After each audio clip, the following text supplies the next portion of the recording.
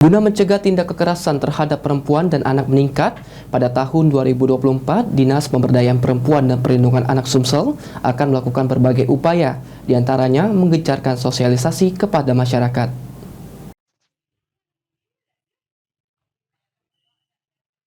Menekan angka tindak kekerasan terhadap perempuan dan anak masih menjadi pekerjaan rumah bagi pemerintah di tahun 2024 ini. Lantaran menurut data Dinas PPPA Sumsel, pada tahun 2023 tercatat sekitar 70 kasus.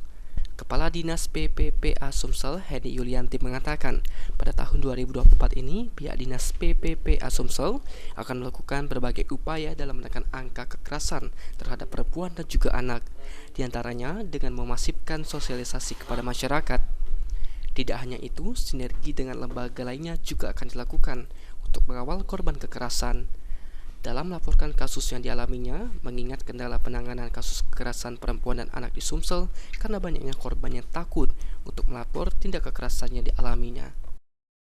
Kalau upaya-upaya yang dilakukan pastinya kita selalu akan melakukan sosialisasi. Sosialisasi itu tidak hanya dilakukan oleh Dinas PPA sendiri. Kami berharap partisipasi tinggi dari lembaga lainnya, khususnya dari masyarakat itu sendiri. Apa maksud dari keterlibatan dari masyarakat ini? Jika masyarakat melihat di lingkungan sekitar mereka, kan di lingkungan sekitar itu kan ada RT, RW, lurah, kecamatan gitu kan.